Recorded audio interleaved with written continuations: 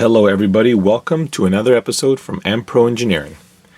This particular episode is going to be a little bit different. Since I started this, it has always kind of blown me away that the channel has grown to what it has become. I thought, maybe a couple of videos on some 3D printed upgrades and that would be fine, but it seems that many of you out there are quite interested in a lot of these upgrades for these older cars, but more importantly, you are interested in the older cars. I get a steady stream of emails, whether it's from Facebook or Shapeways or Instagram and even YouTube, on questions about, should I buy this car? Should I buy that car? Is this a good car? Will my son like this car? And I think my typing skills are improving due to all of these questions. So in the middle of some of my breaks, I think you've seen that there are sometimes 2 or 3 or 4 weeks of hiatus between my videos waiting for parts from Shapeways. I think it'd be a good idea to go ahead and cover some of these vehicles that many of you have questions about and hopefully provide you a little bit of insight and background on whether the car is a suitable choice for you. As this channel has basically started with the Hornet, I figured that the Hornet will be the first vehicle that we talk about. The question I always get is this a good car? And when it comes to the Hornet, I'm going to answer that by telling you a story. I used to have a Alfa Romeo GT V6. It ran 3 times. It had countless problems. It was a poor example of the breed as well. Mine was quite damaged and abused when I had received it, but those 3 times it ran, it was like listening to a symphony. It was a magnificent car. At the same time, one of my friends had a Toyota Camry. That Toyota Camry never stopped running. I'm sure we can probably find that car today and find it in perfect operational order. However, it had as much charm and charisma as this stick of lip balm. I'm not saying that the lip balm isn't useful. I'm just saying that it's lip balm. With that said, what's the better car? The one that runs all the time, or the one that, when it runs, it fills you with joy and happiness? The Hornet is kind of like that. Is it a good car? Well, it has a solid rear axle, which means under acceleration, the centrifugal force of the motor pulls the suspension all the way down and thusly gives you 0 rear suspension. The front suspension is of the pogo stick variety, which has magnificent camber gain. The chassis is weak in this area due to the fact that the polycarbonate body doesn't provide structural support. The battery falls out at the least provocation. It makes this really irritating clicking sound when you accelerate. The rear wing breaks off. And with a modern LiPo battery, it weighs nothing, which provides the car 0 traction at all. And therefore it is, yes, a magnificent car. And the reason why all of this negative about this car makes it so good is because it in no way gives you any illusion of it trying to be a good car. This is a car that you buy to play around in your front yard, in your backyard, in your side yard, in a vacant lot, in a drainage ditch, anywhere, just to see how fast the car will go, how far the car will jump, how comical the car is when it flips over seemingly for no reason whatsoever. This is the kind of vehicle that you purchase not because it's good, but because it's great. It is, however, to me, an acquired taste. Many people love this car simply because it is one of the most iconic RC cars of the 1980s. The 1980s being the heyday for RC cars. Do you, however, purchase this for a child? Although in 1985-86, when these were new, these were the perfect car to purchase for a child if you were able to afford such a expenditure. This thing probably retailed with radio, battery, charger back in the day for around $150, which by today's money is probably closer to $400, which is why oftentimes you would purchase your child one of these, which in many ways has the same suspension, although technically better in the front, same suspension layout as the Hornet. it was much cheaper to purchase and equally as robust. So these were always good options. But we are in 2017, or whenever you're watching this video. We are no longer in the 1980s.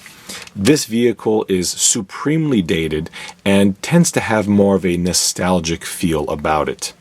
If your child is going down the same path that you are, where they're obsessed with mechanical things and building things, then this is a great car because you can easily build this car. You can take it apart, you can repair it. Looking at vehicles in this car's price range, I believe the Hornet brand new today, ready to run, is in the $180 to $200 range, so fairly inexpensive in comparison to what it was in the beginning. However, you can purchase remarkable cars out there. Really great cars with independent rear suspension, front suspension, oil-filled shocks, really great chassis, brushless systems, 2.4 gigahertz radios, customizable. I mean, there's a bunch of companies out there out of China that are no longer making garbage. They're making absolutely awesome cars. And if your child has friends who've got, new Lozis and Associateds, and Traxxas makes the Slash, these really, modern, remarkable cars, and you buy them a Hornet, that's probably not the best idea in the world. The Hornet is never intended to compete with cars like that. The Hornet is on a level of its own. This is a purely enjoyment car. If your intention is to bring it to a racetrack, it simply isn't going to be the right vehicle for you.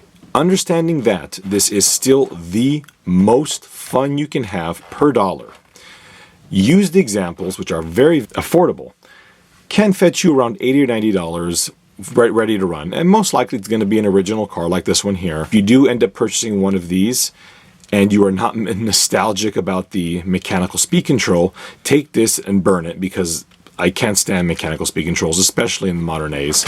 And I am somebody that used them religiously when I was younger because that's all I had. You can purchase some very inexpensive electronic speed controls for these vehicles, some as little as $5. And these cars will accept practically every motor on the market. You can put a ridiculously hot brushless setup in this car, and this transmission will simply take it in stride. A reasonable route would be electronic speed control, a nice hot stock motor or mild modified motor, 2.4 gigahertz radio. Let's not forget ball bearings. You must purchase ball bearings for these cars because these plastic bushings will eat themselves alive and dramatically reduce the runtime of these cars. And you're good to go. That's really all this car needs. Where are some of their faults? In my experience, now everybody has different experiences, but in mine, the chassis is rather weak in this area here. I have found that that is normally a problem with older chassis that have gotten dry and hard over the years, depending on how they've been stored. I believe a more modern chassis of the reproduction type isn't going to have that issue. But if you do buy one of these cars with a broken chassis, a brand new one on eBay is going to set you back about $7 or $8. So the chassis are remarkably inexpensive. Front suspension's dirt cheap and bulletproof. The rear suspension is very, very simple and works reasonably well for what the car is. The transmission, again, I mentioned earlier, is bulletproof. Wheels and tires can be replaced very inexpensively. The rims and tires being used on many Tamiyas. You can very easily buy an adapter for the rear wheels to put on more modern 2.2-inch buggy tires with a hex drive, so that is always an option. And I know many of you can ask which of my upgrades you need for this car. And the answer really is none. You don't need anything I make to make this car, quote-unquote, better. As I mentioned earlier, the Hornet is magnificent how it is, but if you must upgrade the car, and I do have to admit there's one major issue with this car that's even more problematic with modern batteries, is the battery door. The battery door never stays on this car. The main issue is when a force is applied in this direction here, it simply falls off. It was annoying enough when your NiCad battery was dragging behind it, but now with a lithium polymer battery, now you have the explosions to deal with as well. So that is a serious problem. So a battery door as well as a transmission retainer are available from Ampro, and that is really, if you are looking for a budget Hornet, the only necessary upgrade to make sure that your Hornet does last, because those batteries can cause a bit of a problem. They're quite volatile lithium polymer batteries, so the last thing you want to do is drag them around behind the car. In terms of bodies, you have a couple of options. Oftentimes on eBay, you will find truck conversion kits for these cars. They're old school stuff from Parma and CRP, where you can put a variety of truck bodies on. For example, I've seen quite a number of Hornets, with old Blackfoot bodies kind of stapled on top, and that's definitely a cool look. Quite another optional body for the Hornet would be one of these Sand Scorcher type bodies. Team Blue Groove makes reproductions of this body. This is a Bolink body, very, very vintage. But it is a direct copy of the Tamiya Sand Scorcher. They fit quite nicely, and I simply fashioned some body mounts out of some ABS plastic and some generic body posts. If you do like the Tamiya Hornet body, and who can blame you, it is absolutely stunning. The main issue with these bodies is the wings do not play nice. They always rip right off the car, so you may find the wing parting ways quite quickly. Ampro does offer a wing mount where you can cut the rear body mounts out and replace the wing with just some generic wing. Something that I find very rare is that there is yet another buggy option for this car, which is the body from the Panda Cyclone. The Panda Cyclone is basically a Hornet, not to get into the details, but the chassis is the chassis of a Tamiya Hornet. The Cyclone body, I think, is quite handsome. It has a nice kind of spacey jet-like look to it.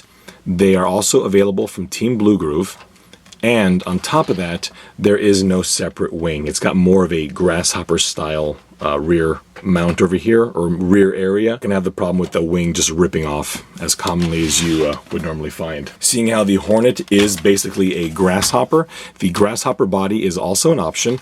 I believe you have to do a little bit of modification in this region over here to make this body clear, because the Hornet does have some additional hardware back here for the different rear shocks.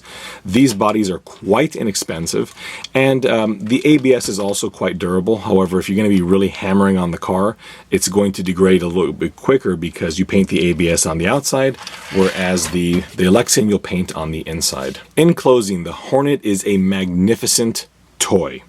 It is not a race car. It's not the kind of car that you bring to a race track and think you're going to come home with a trophy. It is, however, the kind of car that you buy and you simply never tire of. I have had this one here since 1991. It has been rebuilt countless times. It has been beat up. It has been launched off of anything imaginable, and it is still one of my most commonly driven cars because it's just a ball to drive. My RC10, which is vastly superior, which I also got at roughly the same time, is still driven quite often, but for me, only at the racetrack. This thing goes down dirt trails, down the sidewalk, front yard, backyard, trips. I took one of my Hornets to South Korea with me. The Hornets, for me, are simply toys that will allow you to sit back, relax, and have a great time. I hope this has answered some questions that you may have had about the Tamiya Hornet. Please, by all means, post away in the comments section below. These are my opinions. I very much believe others have different opinions about these vehicles, and I strongly urge you to voice those opinions. Oftentimes you have points of view that were different to mine, and I simply had never seen them in such a light. Please subscribe. I've got a lot more of these reviews coming up, as well as additional product upgrades for countless Tamiya cars. You can find me on Instagram and Facebook at Ampro Engineering on both. And if you'd like to find my Shapeways store, the address is in the description as well as in the credits of the video, with the link to the band Blue Pinto, who allows me to use all of their songs in my videos. Thank you all so much for watching, and I hope you enjoy this upcoming series.